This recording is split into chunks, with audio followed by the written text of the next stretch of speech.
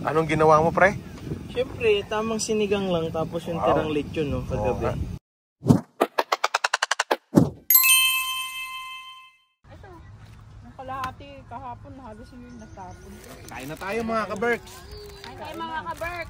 Let's eat. Ikaw para sa breakfast. So, first time mo anak na mag-camping? Yes? Na masarap yung tulog mo? Para sa naka-aircon. Para siya naka-aircon. Baka mamaya nadala na si Angelo mag-camping. Hindi na babalik. Centralized aircon. Centralized aircon. Tapos may ano kayo, may mga may mga wolves pa yun sa gabi. Parang ang lapit lang nila, natatakot ako eh. Sigurado bang wolves yun? Baka mamaya ako lang yun. Ikaw. Narinig daw ako nila Ara dyan. Masarap yung pala isaw-saw sa yung hotdog siya. Napakasarap talaga nung ano. Hotdog siya. Napakasarap talaga nung isaw. Ano? Sarap.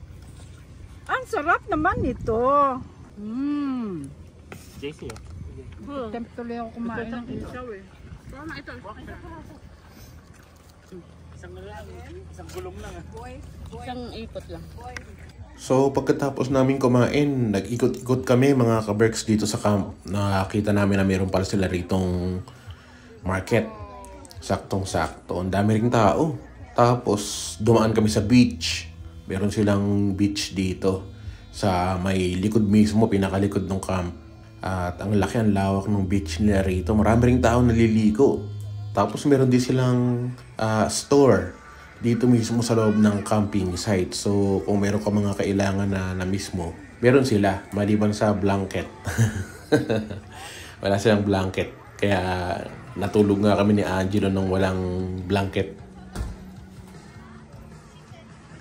So luto naman tayo ngayon ng sinigang. Yung pa rin ating lechon. Pero this time, isisigang naman natin.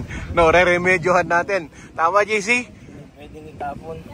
Kailangan remedyohan yan. Sayang, di ba? Sayang. Sayang yan. Nandito tayo sa lugar na sobrang mahal ng mga paninda sa labas. So yan na, luto na tayo. Ready ka na ba dyan? Magsasaing naman ako. Magsasaing ka. So Shalin, dito sa bundok, naka-ano tayo? Naka-rice cooker tayo. Wow! Dala natin yung Meralco eh. Kompleto mga ka-Berks. Nandito kami sa bundok pero may mga talong, ampalaya, okra, kangkong. Saan ka pa? Di ba? Kompleto tayo mga Seafood ka-Berks. City lang meron. Parang Seafood City lang tayo. Tama ba, Arvin? Medyo papahinga lang si Kuya Chris Cusinero. Ako muna magluluto at magbablog. Anong ginawa mo, pre? Siyempre, tamang sinigang lang tapos yung tirang lechon, no, kagabi. Oo. Titimplahan na natin siya nito. Sarap nito mga ka-Berks. Oh, sinigang na lechon. Saan ka pa, di ba? Oh, may gabi pa yan mga ka-Berks. Saka makakita may gabi kami dito sa camping site. Dami mga nagka-camping. Kita niyo mga ka-Berks. Oh. Pwede lang dalhin sila dito, no? Pwede naman eh, Gramis. Alin? Sila yung mga followers eh. Dalhin natin dito. Hanggang dyan, hanggang doon. Hanggang doon. Sa katutak yung mga nagka-camping mga ka-Berks.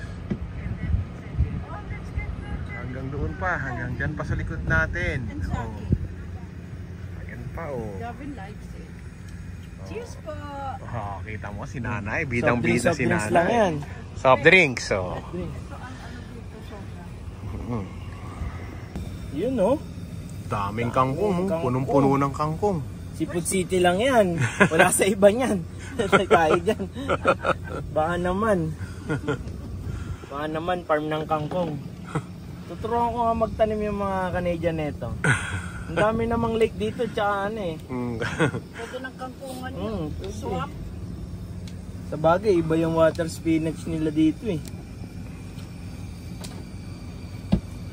Wow, ginutom tuloy ako.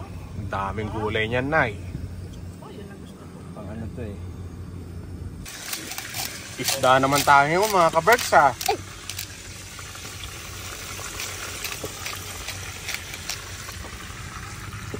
Sobrang init, tapat tayo sa araw mga ka-Berks. Ay, nandun. Pasuyin na lang ng pasalubong. Oh, nalagyan pa ng sausawan ni JC. Anong kailangan natin dyan, JC? Suka. Suka. Suka, galing na naman ng Seafood City. Ang pakabait nyo naman talaga. Yun, no? Saka toyo. Toyo. Toyo. Ay, may ampalaya pa pala ako dito. Ayan, masarap yun, ihawin. Saka itong gusto ko eh. Saka itong iswa. Mamaya, gabi. May patola pa kami, may ampalaya pa kami. Masarap yan, may sardinas ito. Kaya nga, Tsaka miswa. ang dami. Ay, may miswa nga ako. Sige. Kompleto yan. Lulutuin natin yan. Mamaya, dinner yan. Para may sabaw tayo mamaya. Kung may inihaw, may sabaw din. Magandang hapon po mga kabreks. Radyo lang yan eh. Diyan ka lang? Ha? Teka, sandali, gagalaw ako. Masarap ng higa ng anak ko sa akin, no? Gigigil ako sa iyo, eh. O, yan. Masarap ng kain niya, oh. Parang kunwari, konti, pero actually, pangatlong plato niya na yan. Bakit pinipilang mo? Pangatlo niya na yan. Nasusunod, paano pa kung hindi ako nagdala nung pagkain, hindi lalo mong bibilangin. O, tinan mo, tapos kunwari, ulam lang, pero sa ilalim po niya, maraming kanin niya. Oo, kunwari, nagda-diet siya. Diba? Grabe ka palang mag-vlog, tinitira mo ako. Sabi mo ako eh. Sige, ma-practice tayo. Follow nyo nga pala ako, pero hindi ko alam kung kailan ako mag-vlog. Charing, hindi ako mag-vlog eh. Ano niya na si Chris Cusinero. And Angela, mag-ice cream tayo mamaya. Yes! Ayan, ang ating kusinero for today is si JC. Pinasarap na isda. Sinisilip-silip. Ang tawag daw dyan, butterfly fish eh. Pakita mo yung butterfly fish mo. Tumitibok-tibok pa. Butterfly fish. Hindi ako talaga marunong mag-vlog eh. Ano ba? Ang tagal ko. Yes! Sarap. Sarap, no? Sarap. Eh, bakit hindi mo kinakain yung ulo? Malutong din yan. Yung ipin ko yung gilagid ko problema. Ah, parang baby. Tapos kumain ng nilitsyong sinigang at mga isda. Nagutom din ang aming tagaluto. Kain tayo. Masarap ang dessert. Ensaymada. Hirap din mag-vlog, no? Oo nga. Especially kung hindi ka naman top for it. Diba?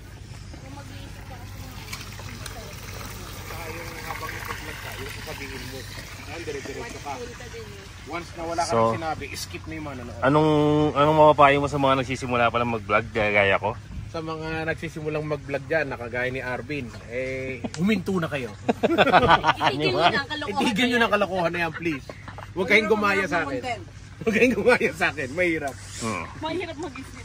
Hindi, gusto ko lang naman kasi naingayo lang naman ako kasi sa mga pamana eh.